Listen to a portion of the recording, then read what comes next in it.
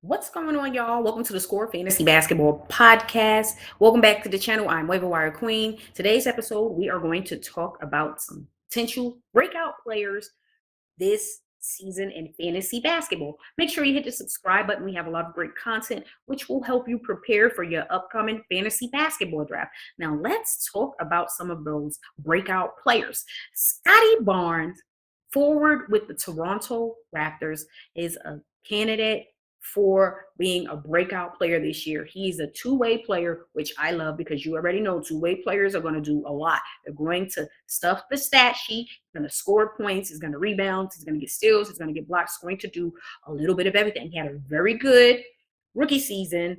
One rookie of the year, was simply amazing.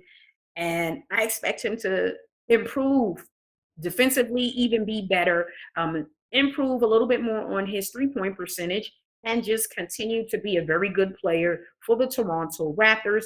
Played 74 games last season. He averaged 15.3 points per game as a rookie, which is very good. He shot 49.2% from the field, which is very good as a rookie.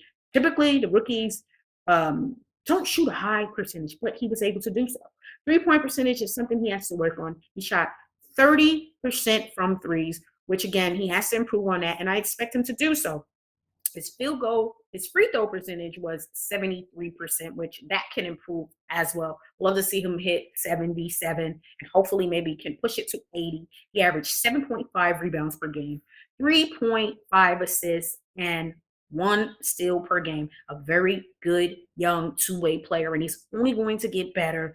One thing which is going to help him improve and be even better is the talent around him. They have Fred VanVleet, Gary Trent Jr., Pascal, they got Chris, they got OG and Precious. They have a lot of very good players, which will help him continue to grow as a player. Another player who's definitely going to be a breakout player this year and have a very good season, much better than rookie year, is Cade Cunningham, guard with the Detroit Pistons. They hit when they drafted Cunningham. They have a very good young star in the making. It's just some things he has to improve this year, which I expect. The one thing I noticed is a lot of people want him to be rookie of the year. But again, Scotty had a better season overall. But Cade is just simply amazing. He has that it factor. He is a superstar, right? He has that potential to be a superstar. And that is one of the main reasons why he's on this list, because he has the potential to be a superstar. If you have a dynasty league, very good pick to be a building block for your franchise, right? Because when you think of your dynasty league, it's your team, it's your organization, it's your franchise, and you want very good young talent, which is going to help you continue to grow as a franchise. Cade Cunningham for last year, he played 64 games. He averaged 17.4 points per game, which was great. He shot 41.6% from the field, and I would love to see him get that to 45 or 46%, somewhere between 45 and 47. That will really increase his scoring to 20 to 22 points per game. He shot 31% from threes. At least get that up to 35, maybe even push it to 37 this year.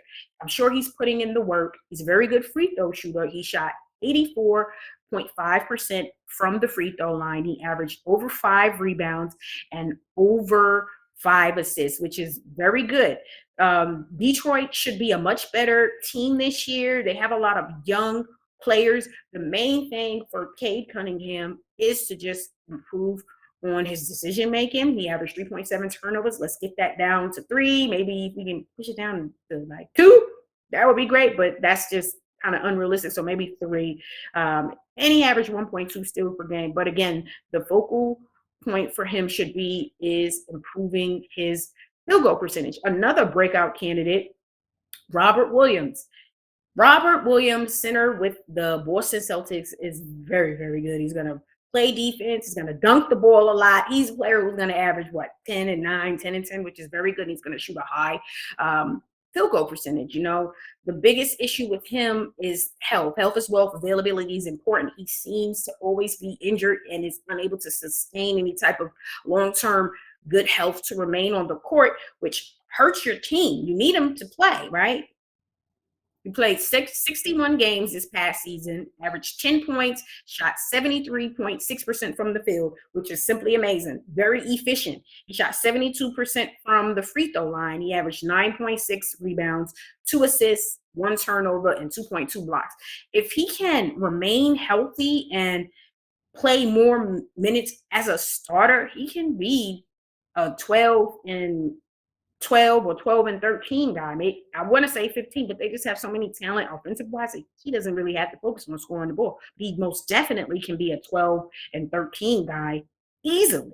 They have so much talent on Boston, and it's going to just help him continue to grow and be a better player as well. So if you can pick Robert Williams in your draft, then do so. Okay. And if you have him in a dynasty league, that is a very, very good, very, very smart move for you. Another player who's going to have a breakout year is Jalen Green. At one point during the year, he had a lot of momentum and was playing very well. Could have been potentially rookie of the year, right? But again, Scotty Barnes just was exceptional. Evan Mobley, great. So it is what it is. Jalen Green is a very good guard for Houston. He's going to score the ball. That is what he does. He is a scorer. Would love for him to improve his shooting percentages, and just get better on defense. But the goal for him is if he can increase his shooting percentage, then his scoring is going to go up. He is a natural born scorer. He played 67 games last season. He averaged 17.3 points. If he can improve his free throw shooting and his field goal percentage, then he can easily be a 20 to 22 point guy this season.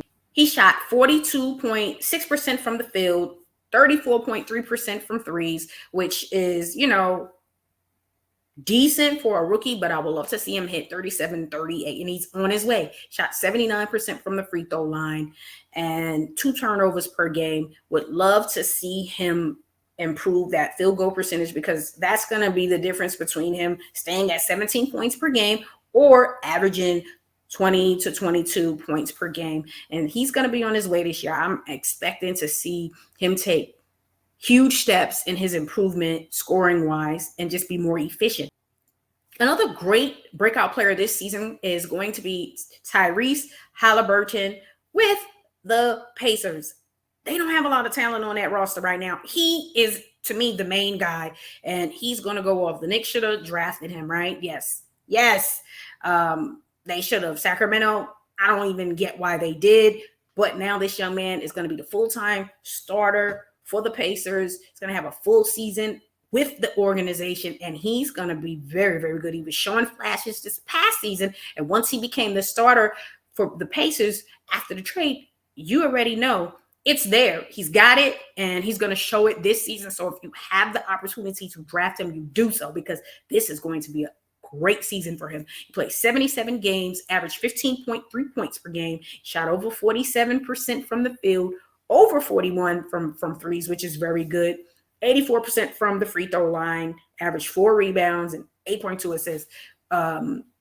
Especially with the Pacers, that's where you see the numbers really increase. Okay, being a full-time starter this year, he's going to really excel. They don't have a lot of talent. They still have Buddy Hield. They have Miles Turner. But at the end of the day, they have this young man, and the opportunity is going to be there. He's going to have a lot of minutes. He's going to play. He's going to play well. I can expect to see him average at least 18 to 20 points and 8 assists per game and throw in some rebounds. So if you can get Tyrese, go on and get him. Another player who will have a breakout season, who's been showing flashes the last few seasons, is Jalen Brunson, guard with the Knicks. He signed with the Knicks. He's going to be the starter. A lot of times he wasn't the starter with the Mavs. Then, at points in time, he was the starter. He's going to be the full-time starting point guard for the Knicks, and he's going to have the opportunity to score and produce. He's a very good scorer, and that's what he's going to do. I would love to see what's going to happen when it's time to play defense and he's not playing great defense, and see how Tibbs responds to that, because you know what Tibbs wants. He wants defense. But nonetheless, this is still a very good signing for the Knicks, and he's going to have one of his best seasons statistically since he was drafted in the NBA. Played 79 games this past season, averaged over 16 points, shot over 50% from the field, which is great. You don't see that often with a guard, but he did it. He shot over 37% from threes, 84% from the free throw line, averaged a little over 3 rebounds and 4.8 assists and 1.6 turnovers. Guys, he's going to be the full-time starter, more opportunity to produce, and he can easily be a 20-point guy, especially being the starter for the Knicks. So if you can get him, get him. Another breakout candidate is Josh Giddey, guard with the Oklahoma City Thunder. Very good and surprising, solid rookie season. Played very well. He's going to take a few more steps. There's some improvements that he has to make, and that is the shooting percentages. That just simply has to improve. If he can improve that, he's going to be a 15 to 17 point scorer this season. Played 54 games this past season. He shot only 41.9% from the field, 26.3% from threes, and 70% from the free throw line. Again, and he averaged 12.5 points. But see, if he can increase those percentages, again, he'll be between 15 and 17. And I'm anticipating he's going to improve those percentages, which is going to make him a more efficient, better overall player, which is going to help you in fantasy. So hopefully he's going to improve in those areas, because that is simply what we are expecting of him. He averaged 3.2 turnovers, 7.8 rebounds, and 6.4 assists. So he has the potential. It's there. It is there. We just need that field goal percentage to improve. And again, he definitely has the potential. And if you have the opportunity to draft him, then you definitely draft him. Make sure you leave some comments and let us know, did we get it right with our potential breakout candidates for the upcoming fantasy basketball season? Make sure you hit the subscribe button and your notifications are turned on. We have a lot of great content, which is going to help you prepare for the upcoming fantasy basketball season. I'll see you guys on Saturday. We have a great episode for you.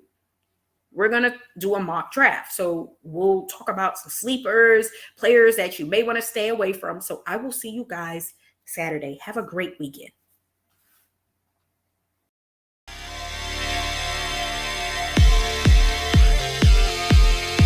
Thanks for listening to The Score Fantasy Basketball Podcast. Be sure to subscribe to The Score for more fun and great advice on how to win at fantasy basketball. And if you've got comments or questions about The Score, send them to waiverwirequeen@gmail.com. The Score.